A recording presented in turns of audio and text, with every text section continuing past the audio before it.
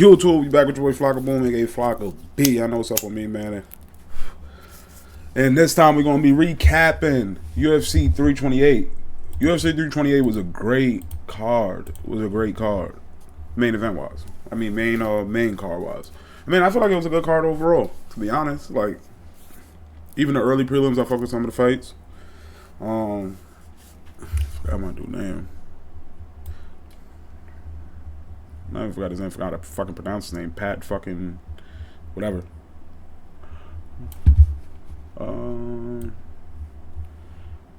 Not Pat Sabatini. That's definitely not what I'm thinking about. Okay, I think this is just the main card right here. But the big news of UFC 328 was Sean Strickland beating Khamzat Chimaev. I mean, what more can we even say about Sean Strickland at this point? What more can we fucking say? He has been in, on paper, the most one-sided title fights in recent memory. You know what I mean? Like, people automatically thought like Sean Strickland was done. Me included. Like, don't think I'm talking about people and then I'm talking about me too. Like, I really thought Sean Strickland was done against Izzy. I thought Izzy was going to put him out bad. I thought it was going to be a bad knockout. I thought he was going to chop away with the leg kicks. I thought he was going to toy with Sean Strickland. I thought he was going to make Sean Strickland miss and look silly. And that's not what he did. That's just not what happened. Izzy came out there. He looked slow. And he got pieced up by Sean Strickland. Pieced up. 5-round ass whooping. I don't think Izzy won a round. But, with that being said, that was one of the biggest upsets in middleweight history, right? Sean Strickland goes ahead. He beats Fluffy. He beats Anthony Hernandez. And they give him another title shot.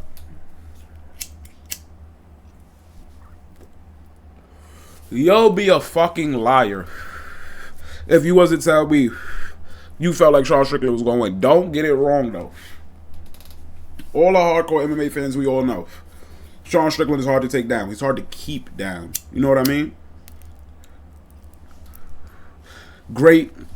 He has great wrestling defense. He has great takedown defense. And he also knows how to utilize the cage. He knows how to utilize the wall. You know what I mean? He knows how to build a base and get back up.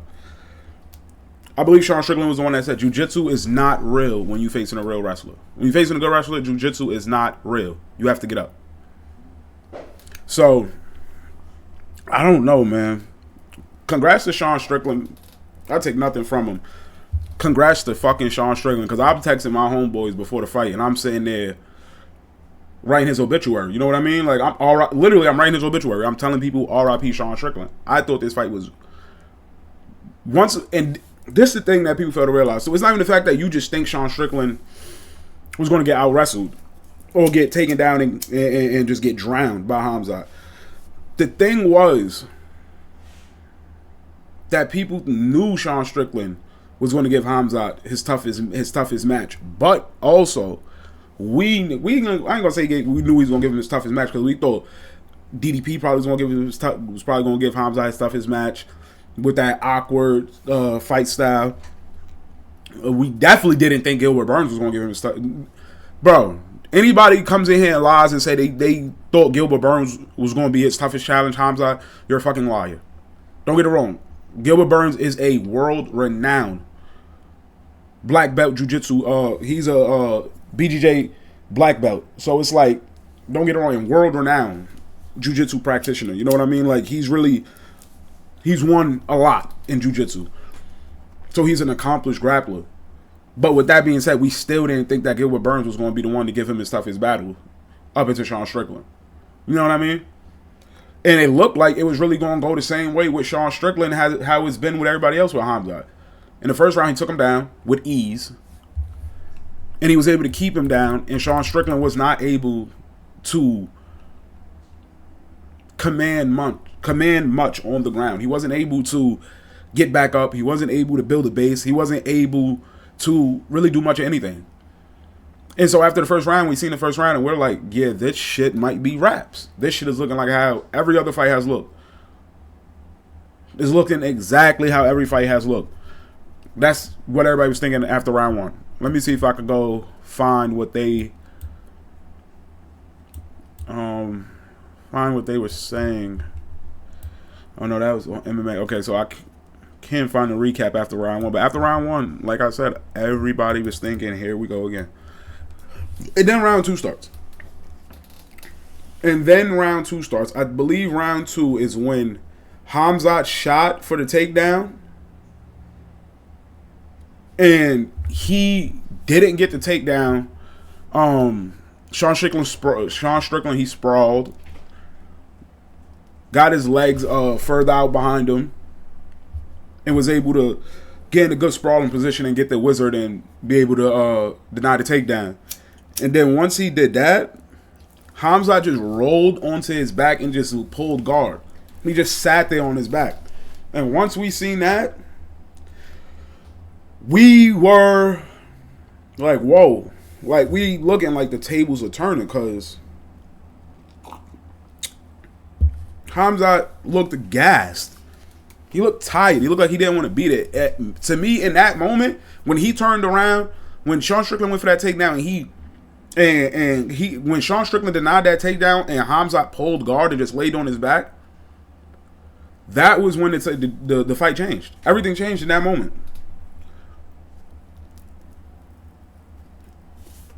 Everything changed in that moment. Once Khamzat wasn't able to get the fight to the ground, that's when they was like, okay, now this is going to be an interesting fight. This is going to be an interesting fight. You know why? Because that's what happened with Gilbert Burns. He wasn't able to take Gilbert Burns and just hold him down, so he had to stand and trade. And when he stood and trade, that's when them rounds became closer. Don't get it wrong. It wasn't like Sean Strickland was just running away on the feet. Like, Khamzat was doing his ones and twos with the striking. But at the same time, I believe Khamzat won the first. Chimaev won the first. Strickland won the second. I believe Khamzat won the third. Strickland won the fourth. And then it came down to that fifth round. In that fifth round, you cannot just stand and not throw against Sean Strickland. He will outpoint you. He will teep you to the body. He will teep kick you to the body, and he will jab you at range and keep you at range. And then he will occasionally throw a cross. Throw that two cross. So when he's piecing up, and Khamzat wasn't throwing that much in the later rounds. Like in the fifth round, I didn't see Khamzat throwing that much. I just didn't. I seen him covering up a lot. He was shelling up like this a lot, and I'm saying at the end of the fifth round with 2 minutes left, I'm saying out loud, Sean Strickland just won this fight. Sean Strickland is going to win this fight. Khamzat is not throwing anything. In the fifth round, Khamzat was not throwing that much. He did not put out enough for him to win them championship rounds. But Sean Strickland was. Just them points and just them jabs and them teep kicks is going to outpoint him in the fifth round for him to get the belt. And that's exactly what happened.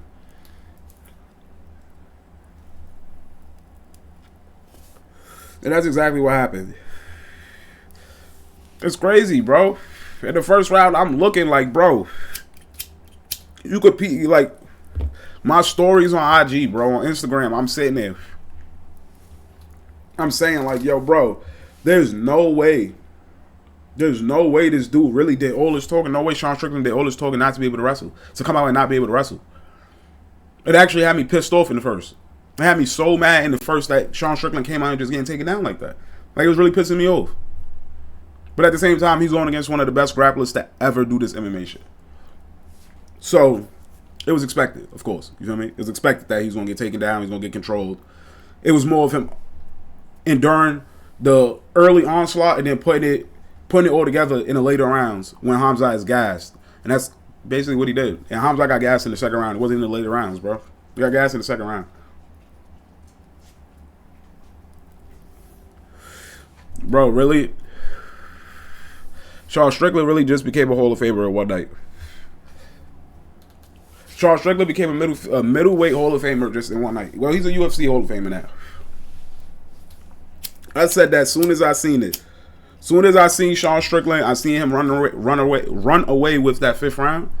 I said, bro, I'm like, yo, bro, this nigga is about to become a Hall of Famer tonight. And before people like, oh, you're dragging it, this, that, and the third. No, I'm not. I gotta understand what I'm saying. He has 2 of the biggest upsets. He has 2 of the biggest upsets in MMA history: Israel Adesanya and Khamzat Chimaev. He's beat the most feared striker in the middleweight division, and he's beat the most feared grappler in the middleweight division. And his resume is stacked.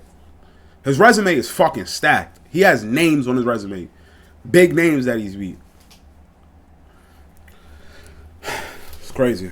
Sean Strickland, take my hats off to you. You did your thing, brother. Khamzat, you have the gas tank of a 1996 Aztec. You literally. And then I guess Khamzat went up to Dana White after the fight and told him he want to move up. I'm not mad at that. I'm not mad at that. Go ahead and move up. Give him Paulo. And let's see what happens. But yeah, middleweight champion Sean Strickland defeats Khamzat Chimaev via split decision. It's tough. It was tough. Oh my goodness. And to let it all go. Big right hand by Chimaev. And that will... Crazy night in the office for MMA fighters for UFC. Crazy night. Moving on to the co-main event. Co-main event, Joshua Van beats Tartora.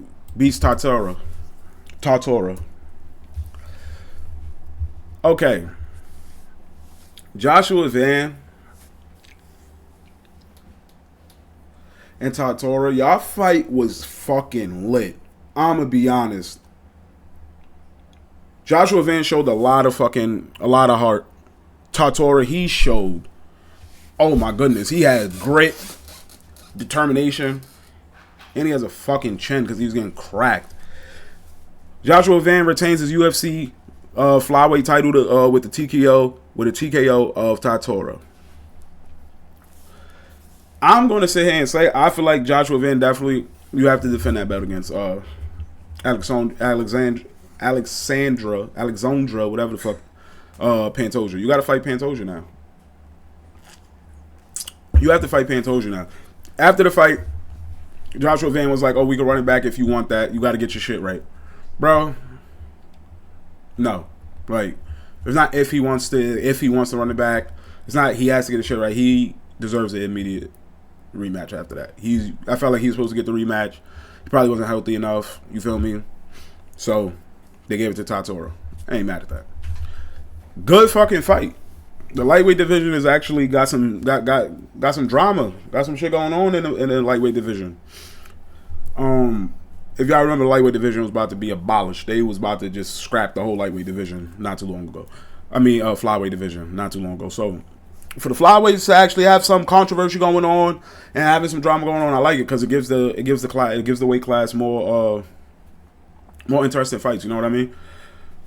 Joshua Van, I feel like he did what I expected him to do. I didn't think it would be this hard, to be honest. I didn't expect Tartora to last this long. I didn't think he would be able to withstand the striking of Joshua Van, the boxing. But he actually showed that he belongs. And to me, I feel like he's going to be a contender for a while. He's only, I think they say he's like 24, 23 years old. Youngest have. He's going to be around for a while. And these two are going to fight again. So regardless if it's for a belt or for a number one contender spot, if Joshua Van loses his belt to Pantoja, I feel like these two will fight again sometime in the future. I just feel like their two styles make a great fight for the flyweight division. And the stoppage, I didn't really like the stoppage, but I understand why they stopped it because he's turning his back. Tartora was turning his back late in the 5th round. When Joshua Van was landing some body strikes, he was landing some head strikes. Tartora was turning his back. It wasn't good body language for the ref for the ref to see. So I understand why they stopped it. You feel me? You can't turn your back when you're getting punched. And definitely like the beating that he was already taking. You know what I mean? Like face or metal. He already got the tomato face. You feel me? He was really hanging in there a lot. Those shots that Joshua Van was hitting him with would have put a lot of fighters away. Tatora just really has a chin and he has grit, so he wasn't going down without a fight. And the ref was trying to stop him from taking more damage. But at the same time, I feel like it's a championship fight. Y'all don't let him fight this long. It's 2 minutes left in the fight. I understand he's turning his back, not defending himself properly. That's probably why the ref stopped it. But I would like to see him go out on his shield. But can't take none away from Joshua Van. He did his thing. His boxing was crisp. Takedown defense. It wasn't the best at first. He was getting taken down easily, but in the later rounds, he was starting to deny takedown sprawl. I like to see that. He was making adjustments, and it got him to win ultimately. Got him to finish. He said his coach told him to go to the body, and he let a combination go to the body. Tatora did not like that. He started covering up. He bent over, and he bent over in pain. 1-2 uppercut. That's all it wrote. Ref steps in and stops it. Joshua Van retains his UFC flyweight title. Great fucking fight though. I feel like it was it could be one of the good best fights of the year. I don't think it's a fight of the year candidate, but I think it's one of the better fights of the year. You feel me? But it was a great fight, like I said. Joshua Van almost got him out of there a couple times. Tatora almost got him out of there a couple times. I didn't know, I knew Tatora had good grappling and good wrestling, but I did not expect him to be able to hold Joshua Van down and control him like that in the early rounds. But Joshua Van ultimately got it done. So shouts out to Joshua Van. He did what he needed to do. I fuck with Joshua Van. Him and Pantoja, I gotta see that. Y'all gotta give us that fade back. Like, y'all gotta give us that fade back. I feel like that's what the UFC want to do next. I feel like they're gonna do it sometime towards November. They'll probably do it. And I'll say fuck it. Go ahead and do they'll probably do like a UFC Houston. Joshua Van's from Houston. They'll probably do a UFC Houston. I heard Dana White. He said that if Tatora would have won, because Tatora is like a fucking superstar in Japan. I heard, and they said if Tatora would have won, Dana White said he was going to do event in Japan. So big opportunity missed by Tatora. But I don't feel like he dropped any stock in his fight. I don't feel like his stock dropped anything. He put on a great show, and I feel like everybody want to see him come out again. So, like I said, hats off to Joshua Van. Tatora, y'all did your thing, but Joshua Van got the win. Moving on. Alexander Volkov versus Waldo. I ain't gonna lie, Waldo. You's a fucking nut. You lost me my money, number one. You fucked my ticket up. Let's start there. Feel me? Let's start there. You fucked my ticket up. Gangster, like, nigga had me fake mad, like. But at the same time, I felt like after I put my bet in, I felt like it was gonna be one of those fights where fucking Volkov was about to just piece him up at range. I mean, I don't understand. Besides the power, I feel like Waldo wasn't going to be able to get in range. And that's exactly what happened.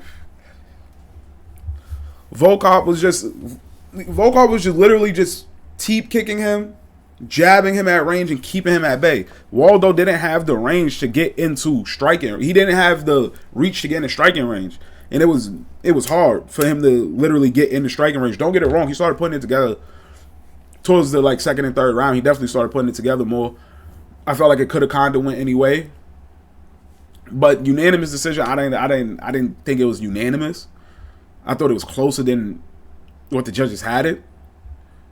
Definitely damage-wise, I felt like Waldo was damaging Volkov's face way more. I feel like Waldo was landing the bigger shots. But at the end of the day, I did feel like Volkov won. So, I don't feel like the judges really got it here. I just feel like unanimous was a little crazy. Waldo, I think Waldo was literally about a fight or two away from fighting for the belt. He was a fight or two away from fighting for the belt. And now, Volkov is really inside that number one contender fight. He's really going to be in the number one contender fight now. I feel like after Cyril Gane and Pereira fight, I feel like after them two fight, I feel like the loser of that will fight Volkov. And to be honest, I feel like I think Volkov he beat Cyril Gane, and I think he beat Popovich, and he also beat Rosenstrike. So he's beating some of the best heavyweights, and I feel like he's getting up there in age. Volkov's been around for a while. I feel like they need to give him a title fight. I feel like he's earned it. So I feel like they either probably gonna give him a number one contender fight, and then he'll fight for the belt if he wins that. But other than that, I didn't really have too much from this heavyweight fight. I liked the fight. I like the way Alexander, he fucking used his range and played him at bay and was able to keep him at distance. I feel like he played his cards right. I feel like Waldo, he could have went for it a little more, but I feel like if he would have went for it a little more, he probably got caught with something and got put away. So I feel like, what can I say? This nigga Volkov is just fucking, he's good. He's hard to hit with that fucking long, lanky arms and long legs. He's like fucking 6'5". Like, it's hard to hit that guy. So, ain't really like I could say like I was surprised. But I feel like Alexander Volkov, he needs a number one contender fight. I feel like he's earned that. I feel like give him the loser. Actually, I can't even say give him the loser of Pereira and Gane, and that would be a number one contender fight. Because if Gane loses and then he fights Volkov for a number one contender fight, that'd be Cyril Gane getting like his third or fourth fucking title fight. Like, he's just getting handed title fights. And don't get it wrong, he does put together wins, but he'll put together one win and then he'll get a title fight. But I guess the heavyweight division isn't stacked enough for them to have, you know what I mean? The heavyweight division isn't stacked enough for them. They don't have enough contenders right now for them to just be like, oh, they're going to give the number 4 or number 6 or number, you feel me, guy a title fight, because you still have names up there that's actually putting together wins. So I can't even say Volkov versus fucking Gane if Gane loses for a number one contender fight. I feel like we see how the Josh Hokett fight plays out with Derek Lewis. And if Hokett wins, give him Volkov for a fucking number one contender fight. Am I bugging? I feel like that's the fight to make if Hokett wins. But if Hokett doesn't win, no. It's still, if Derek Lewis wins, no, you don't give him Volkov for a number one contender fight. No. Volkov already beat fucking Derek Lewis. No, Derek Lewis already beat Volkov. And I just feel like Derek Lewis was already, he's too streaky. He loses, get a win, and then loses. Like, you can't give him a number one contender fight after one win when he just coming off 2-3 losses. So it's gonna be hard. The matchmakers got a job to make. They got a job ahead of them for the heavyweight division. But Alexander Volkov gets it done against Waldo. In the welterweight, we had Sean Brady going against Joaquin Buckley. Yo, this nigga Joaquin Buckley. Work on your wrestling, bitch! What the fuck, bro? And I'm not gonna lie, you seen him working out with fucking... You seen him working out with... Who the fuck is he? Fucking Kamaru. Not like he put his pride to the side because he just got bested. Joaquin Buckley, he lost to Kamaru Usman, and then he went and worked out with him to work on his wrestling. Which I feel like that's a good thing. You was able to put your pride to the side, put your ego out the window. You want to be one of the best, so go learn from one of the best. Even though you had just lost from him and he's still an active fighter. I see he put his ego to the side, you feel me? Like, let me work on my craft, you feel me? But bro, like, you did all that working on your wrestling just for you to still get taken out and dominated. Like, it wasn't even like you wasn't able to get back up at all. Like, bro, just look at this video right here. I think this video is Sean Brady beating him up in full mount. Look, yeah, it is. Look how Sean Brady is just dominating him. Like, Joaquin can't move. Like, bro, this was the visual the whole fight, bro. This was the visual the whole fight. Sean Brady in fucking top mount, just peppering away at him with little punches. Shit wasn't even hard. He just beating him up though, just peppering him. I'm like, yo, bro. Hats off to Sean Brady. I'm not even gonna lie, you can't take nothing away from Sean Brady. You can't just make it seem like Joaquin Buckley just ain't get up. It took Sean Brady actually to take him down and keep him down. You feel me? You know how hard it is to keep a grown man down like that? So, can't take away from what Sean Brady did. So, like I said, great fucking win by Sean Brady. I was kind of high on Sean Brady when he first came into the UFC. I'm not going to lie to you. I was high on Sean Brady. Then he lost to Bilal on some weird TKO shit, and that shit all the way blew me. I'm like, what the fuck? Like, what am I watching? Bilal never gets to finish, but he finishes Sean Brady. Make it make sense. You feel me? I didn't get that. Weird stoppage. But whatever. But Sean Brady gets it done. Takes Joaquin Buckley down, dominates him for 3 rounds. Joaquin Buckley wasn't able to get back up. And that was just the name of the game. I don't want this to be the name of Joaquin Buckley, bro. A good fighter who just can't get up against good wrestlers. You put him against a good wrestler, he just won't be able to get up. Which is weird because he fought against fucking Kobe Covington and did really good, so I don't understand how the fuck you just can't wrestle all of a sudden when you... But like I said, that just goes to tell you how good of a fucking wrestler Sean Brady is and Kamaru Usman. Hats fucking off to them. Sean Brady, I don't know what's next for him. I feel like he definitely is still he is still a top contender. That loss to Michael Morales, it was tough, but Michael Morales is fucking huge for the welterweight division. So, and he has a fucking reach like a motherfucker, long, lanky motherfucker, has power. And, you know, he put Sean Brady away, but Sean Brady bounces back with a win at UFC 329, with UFC 328. And I feel like he's back in a big way. That's a good win for him. And I feel like he's going to be a problem in the welterweight division for anybody. Moving on with that one. I feel like Sean Brady, I don't know who you give him next. I think you give him Kamaru. I think you give Sean Brady Kamaru. Because I think Prates is going to go against Islam next. I think Prates just bumped Ian Gary right out the way. That performance that Prates put on against JDM was impressive. I think it was impressive enough. It was impressive enough that it caught the attention of Islam. Islam said he wouldn't mind fighting Prates instead of Ian Gary.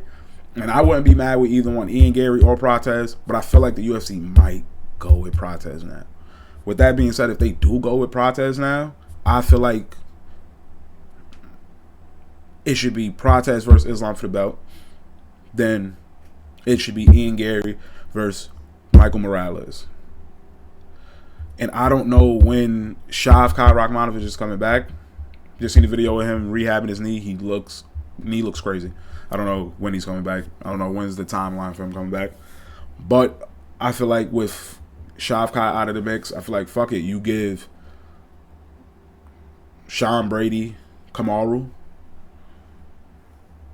And then you give Ian Gary and Michael Morales the number 1 contender fight for who fights the winner out of Prates and Islam.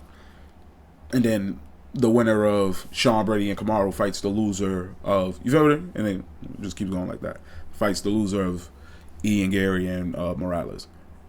So it's still... Everybody's still in a competitive ring, you know? It doesn't really drop anybody's stock. It drops it, but it doesn't make it so you lost to like an up-and-comer or you feel me? You lost to an actual contender that will still keep you in the top 10 or in the top 5. You know what I mean? So, go in by Sean Brady. Joaquin Buckley, work on your fucking wrestling even more. Because what you did not work. You need to go back to the drawing boards. And this was the opener. Last fight on the card, on the main card, this was the opener. My boy King Green, you hear me? My boy Bobby Green defeats Jeremy Stevens by submission. He looked as good as ever. Bobby Green looked fucking amazing. He looked sharp. He looked on point. Got that funky style with his hands down. You can't really see where the punches is coming. And Bobby Green still look good, man. Jeremy Stevens, you look like you needed to go back to BKF. You needed to go back to bare knuckle fighting. You look bad. Jeremy Stevens looked bad. But like I said, not to take away from what Bobby Green did. Bobby Green, he put on a masterclass. Jeremy Stevens couldn't get out of the way of the punches. Bobby Green was just too fast, piecing him up on the feet. And then once it got down to the ground, you can just see how much more Bobby Green wanted it than Jeremy Stevens. Jeremy Stevens didn't look like he was really defending himself as much on the ground, or that he didn't know. I'm going to say he didn't know what he's doing because he's a veteran in the sport. He definitely knows what he's doing on the ground. But I felt like he didn't want to be there after he took some of those punches. And Bobby Green was able to put him away early with a RNC. And that rear naked choke was nasty. That rear naked choke was nasty. He had that shit in deep. And if Jeremy Stevens didn't tap, he was going to fucking sleep. He's got it on the neck. He's got it. It's tight. It's tight. And Bobby Green gets it fucking done. Yeah, flawless wasn't even the word. He looked amazing. I feel like Bobby Green, he still has a lot of fight in the tank. Definitely with his style, he can last a long time in the sport. Don't get it wrong, Bobby Green will get knocked out. He'll get his arm broken. He'll get choked out. But Bobby Green is never in a boring fight. And shit, he won me my money last night. So, like I said, hats off to Bobby Green. He did what he needed to do. And Jeremy Stevens, I feel like Jeremy Stevens might get cut. Jeremy Stevens might get cut. I think he only fought 2 fights and on his return contract. And I just feel like Jeremy Stevens is on, of course, the back end of his career. And I feel like he may get cut, go back to some regional fights, bare knuckle fighting. May go fight for Jorge Masvidal. In that dirty boxing, you know what I mean? So Jeremy Stevens still has a future in fighting if he wants to continue fighting, but I don't know if they're going to keep him in the UFC. He did not look good last night. But all in all, that main card of UFC 328 was great. Sean Strickland, he shook up the world again. And I feel like this is going to be... We're going to have some tough conversations these next couple of weeks about middleweight GOATs. Because Sean Strickland upsetting Izzy and upsetting Hamzat, those are 2 of the biggest upsets in MMA history. Period. Like, not even just in the middleweight division. That is 2 of the biggest upsets in MMA history. Nigga, nobody thought he was beating Izzy. Nobody thought he was beating Hamzat. And he does it.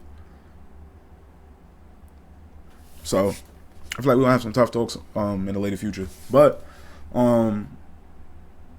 congratulations to that boy, Sean Strickland. Congratulations to Joshua Van for retaining your title. Did your damn thing. Alexander Volkov, you did your damn thing. Who the fuck else? Sean Brady, you did your thing too. And King Green. Shout out King Green. King Green is one of my favorite fighters to watch. Always entertaining. Never in a boring fight. Win, lose, or draw. King Green gonna give you a show. But that's it for this one, man. That was just a recap of UFC 328. I'm probably going to start doing more of these videos. If y'all want to see shit like this, just let me know. And go ahead, drop a like and drop a comment if y'all fuck with this video right here. And if y'all new here, hit that sub button. If you want to be a part of the flock, hit the notifications bell to be notified whenever I drop a video. I'm going to highlight y'all another one. Long live 22. Long live clarity. See ya.